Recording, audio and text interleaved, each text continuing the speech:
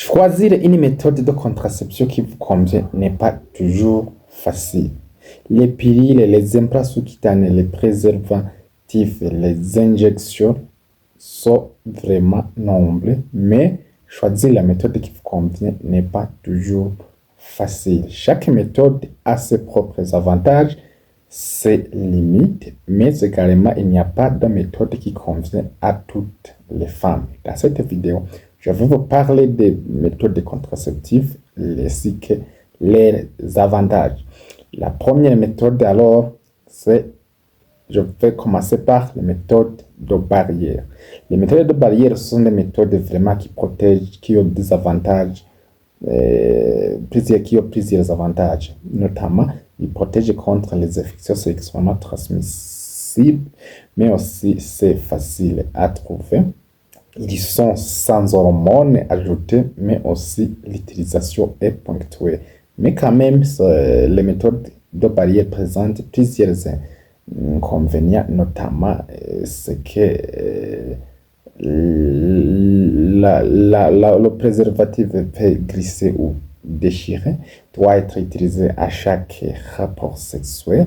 Son efficacité dépend de la méthodologie utilisée pour l'application. Donc, les préservatifs féminins, quant à eux, protègent aussi les infections sexuellement transmissibles, peut être mis avant les rapports, bien avant les rapports sexuels, mais aussi c'est contrôlé par le partenaire, par la femme. Les inconvénients, alors, c'est moins connu, ce sont des méthodes contraceptives qui sont moins connues, demandent peu vraiment de pratique.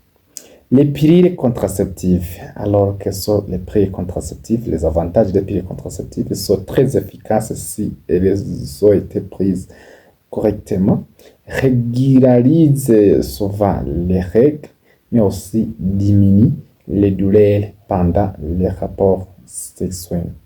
Et les inconvénients peuvent alors être, la prise doit être quotidienne, ça c'est un inconvénient, l'oubli est fréquent, mais aussi ils sont contre-indiqués chez certaines femmes qui peuvent présenter certains problèmes après l'utilisation. Les injectables, alors, les injectables, les avantages, le plus souvent dire plusieurs semaines ou bien plusieurs mois, ils sont très efficaces, mais alors les inconvénients, c'est que les règles peuvent être irrégulières. Vous pouvez vous transformer vers l'irrégularité dans les règles. Le retour à la fertilité est retardé après l'arrêt. Si vous abandonnez la méthode, le retour vraiment à la fertilité n'est pas automatique. Alors, les implants sous-cutanés, le plus souvent les implants sous-cutanés, les avantages sont très efficaces. Ils protègent aussi contre plusieurs années, donc une durabilité longue.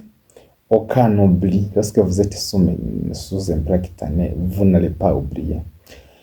Inconvénient, alors, pause et retrait vraiment qui nécessite un professionnel de santé, modifie le plus souvent les règles. Le stérilet, alors, ou bien l'ODI en cuivre, avantage sans hormones ajoutées. Ils sont vraiment très efficaces avec une longue durée. Les inconvénients, c'est que les règles peuvent être abondantes ou plus douloureuses chez certaines femmes. Le dit hormonal, son avantage est que cette méthode est très efficace et aussi diminue souvent le saignement et aussi peuvent augmenter les effets secondaires, surtout pour certaines femmes qui ont des hormones. Les autres méthodes que je vais vous parler, ce sont des méthodes naturelles. Les méthodes naturelles, vraiment, les avantages sont que les méthodes naturelles n'ont pas d'hormones. Ces méthodes ne vont pas déséquilibrer vos hormones. Aucun coût sont souvent gratuites, ils sont gratuits. Mais Les inconvénients, c'est que nécessiter une connaissance du cycle. Ça, c'est un inconvénient parce que la majorité ne connaissent pas les cycles. Moins efficaces lorsqu'ils sont mal appliqués. Donc, le risque d'échec est très élevé lorsque vous êtes sous méthode contraceptive naturelle. C'est aussi l'autre inconvénient, c'est que ces méthodes ne protègent pas contre les infections sexuellement transmissibles. L'autre méthode, c'est la stérilisation, et autrement appelée la vasectomie chez l'homme et aussi la ligature de trompe chez la femme. Les avantages, c'est qu'elle est très efficace et solution permanente pour certaines personnes qui ne veulent pas plus d'enfants. Euh, ces méthodes mettent point sur la fécondation. Donc, lorsque vous ne désirez pas plus d'enfants, vraiment, ce sont des bonnes méthodes contraceptives. Mais aussi, présentent des inconvénients, c'est que cette méthode est irréversible. Ces méthodes sont irréversibles, mais aussi définitives. Lorsque vous les utilisez, il n'y a pas de réversibilité pour retenir la fécondation. Nécessite aussi une réflexion approfondie pour juger bon d'utiliser ces méthodes. Voilà, je vous remercie pour cette leçon.